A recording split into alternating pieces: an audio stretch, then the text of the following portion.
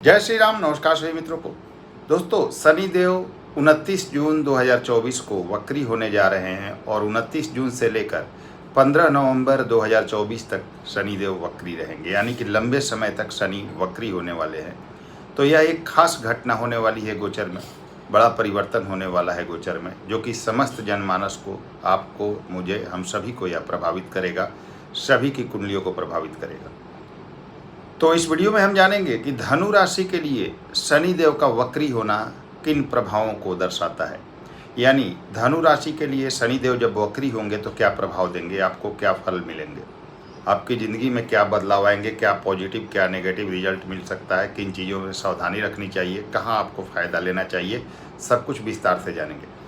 दोस्तों, शनि जैसे ग्रह, गुरु जैसे ग्रह जब वक्री होते हैं तो खास प्रभाव होता है समस्त जनमानस पर। इसका कारण यह है कि ये एक राशि में ज़्यादा दिनों तक विद्यमान रहते हैं।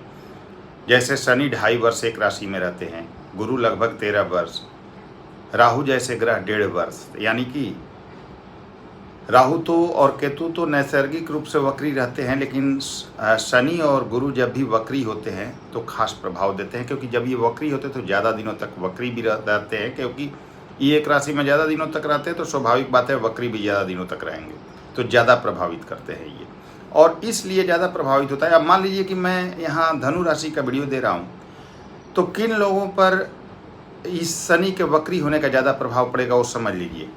तो कहीं ना कहीं ऐसा संबंध होता है दोस्तों, जो मैं बताने जा रहा हूँ। तो अगर आपकी शनि की दशा चल रही है या अंतरदशा चल रही है तो डायरेक्ट इम्पैक्ट पड़ेगा आप पर, जल्दी प्रभाव पड़ेगा।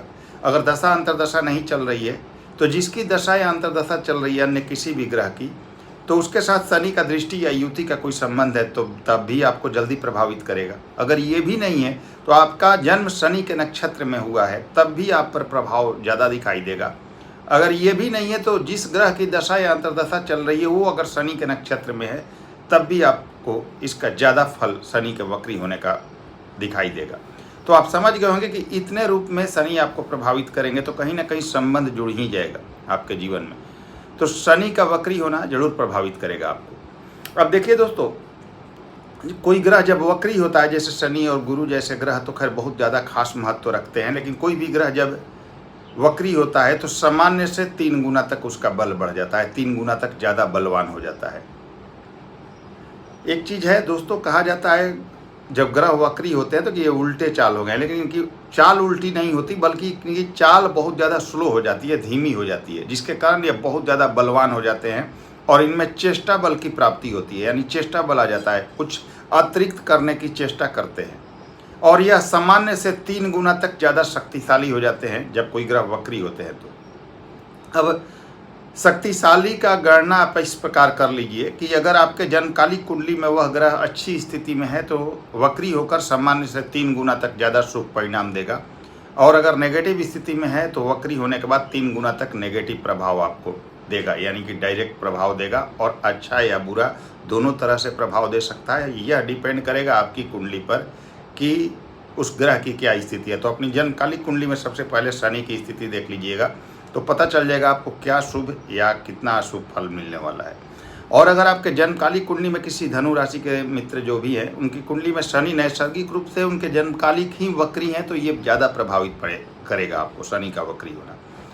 अब एक चीज़ और देखिए कि वृषभ राशि में गुरु हैं आपके राशि स्वामी और मकर राशि को प्रभावित कर रहे हो, क्योंकि मकर राशि पर उनकी दृष्टि है, और कोई भी ग्रह वक्री होता है तो अपने पिछले भाव का भी फल देता है। तो शनि तो वैसे भी देंगे क्योंकि पिछले भाव में उन्हीं की स्वयं की मकर राशि आ रही है, लेकिन अब ज़्यादा प्रभाव देंगे मकर राशि का, क्योंकि अपने पिछले भाव में उन्हीं की मकर राशि है। पहले से भी फल दे रहे थे, क्योंकि वक्री होने के बाद और ज़्यादा प्रभाव में फल देंगे वो।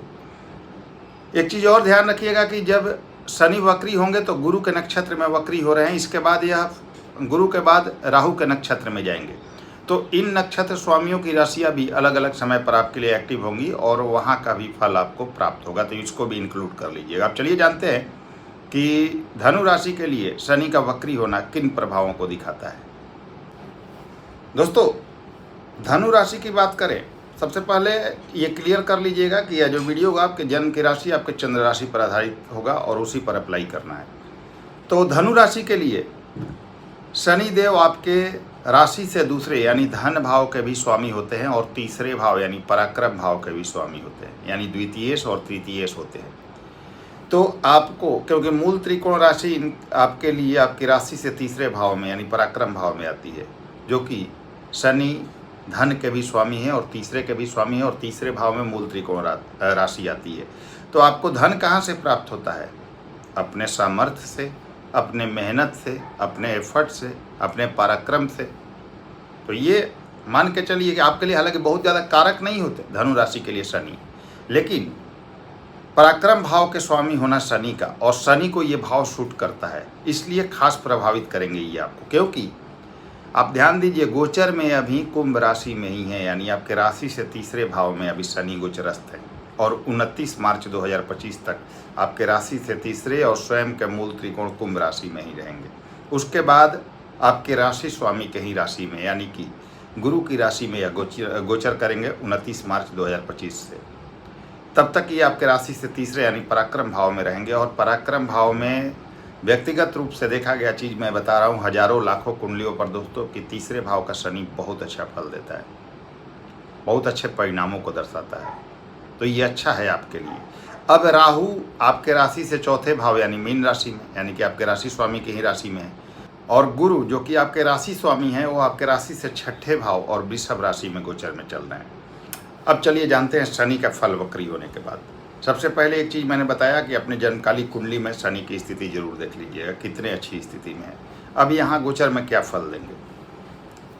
धन भाव का स्वामी तीसरे भाव में है, तो धन कैसे प्राप्त होगा? आपके मेहनत से। वक्री होंगे तो इनका बल जो है 3 गुना तक बढ़ जाएगा, तो ज़्यादा अच्छा है आपके लिए, खास करके तब जब आपके जन्मकालिक कुंडली में अच्छे होंगे। तो आप जितना एफर्ट करेंगे ना उसका रिजल्ट मिलेगा, उस मात्रा में आपके पास धन आगमन होगा, पैसे आएंगे, काफ़ी पैसे दे सकते हैं शनि वक्री होने के बाद।